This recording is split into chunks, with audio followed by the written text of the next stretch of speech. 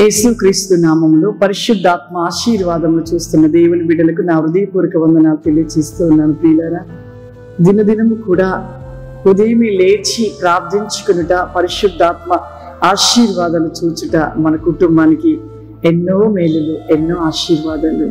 దావీదు రాసిన కీర్తనలు వాక్య భాగం చూసుకుందాము. దావీదు రాసిన కీర్తనలు 19వ అధ్యాయము 9వ వచనం చూసుకుందాం.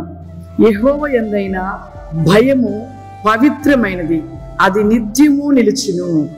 ఇక్కడ యెహోవా యందు భయము కలిగి ఉండుట పవిత్రమైనది, అది నిత్యము నిలిచి ఉంటదంట. ప్రియులారా, మనము ఎవరమైతే దేవుని యందు భయము కలిగి ఉంటామో మన హృదయం కూడా శుద్ధి చేయబడుతూ ఉంటుంది, పవిత్రపరచబడుతూ ఉంటుంది. ఒకవేళ మనము భయము భక్తి లేనట్లయితే మన హృదయం అంట అపవిత్రమైపోతుందంట. నిజమే, భయము కలిగినంత కాలము కూడా ఎంతో పరిశుద్ధతను కలిగి ఉంటాం, ఎంతో జాగ్రత్తను కలిగి ఉంటాం, ఎంతో జాగ్రత్త చేత ముందుకు నడుస్తాం. ఎప్పుడైతే మనలో భయము లేకుండా భక్తి లేకుండా ఉంటుందో పాపానికి చోటిస్తాం. ప్రియులారా, పాపం చేస్తూ పాపంలోనే జీవిస్తూ ఉంటాం.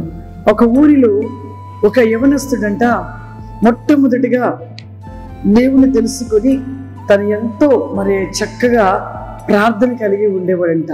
తన యవన కాలము మొట్టమొదటిగా కొంత పాపములు జీవించిన దేవుణ్ణి తెలుసుకున్నాక ఒక భయము కలిగి ఎంతో తన పాపమును విడిచి పరిశుద్ధంగా జీవిస్తూ తన ముందు కొనసాగాడంట.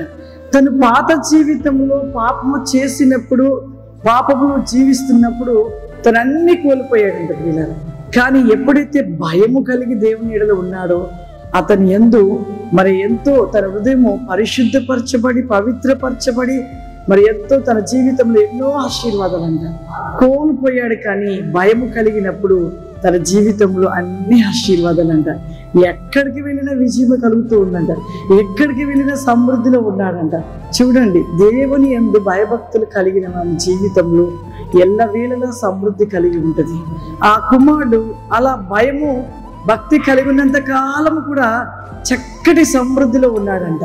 అలా సమృద్ధి అధికమైన కొలది మరలా తను పాపము చోటిచ్చాడంట. భక్తిని కోల్పోయి భయము కోల్పోయి పాపములో జీవించడం మొదలు పెట్టాడంట. అలా జీవించి జీవించి చివరికి అంతా కూడా కోల్పోయాడంట. కోల్పోయి చివరికి అతను చనిపోయాడంట. చనిపోతే ఇంకెక్కడికి వెళ్తాడు చెప్పండి? నరకానికి వెళ్తాడు ఖచ్చితంగా. భయము భక్తి కలిగి ఉండుట పవిత్రమైనది, అది నిత్యము నిలుచును. మనం ఎప్పుడైతే భయభక్తులు కలిగి ఉంటామో, దేవుని ఎడలకు భయము కలిగి ఉన్నప్పుడు మనం ఆశీర్వదించబడతాము, దీవించబడతాము. యవనస్తుడు మొదట్లో పాపము చేశాడు, పాపము చేసి చివరికి దేవుని తెలుసుకున్నప్పుడు ఆ పాపమును విడిచి పరిశుద్ధముగా జీవించినంత కాలము కూడా గొప్పగా దీవించబడ్డాడు.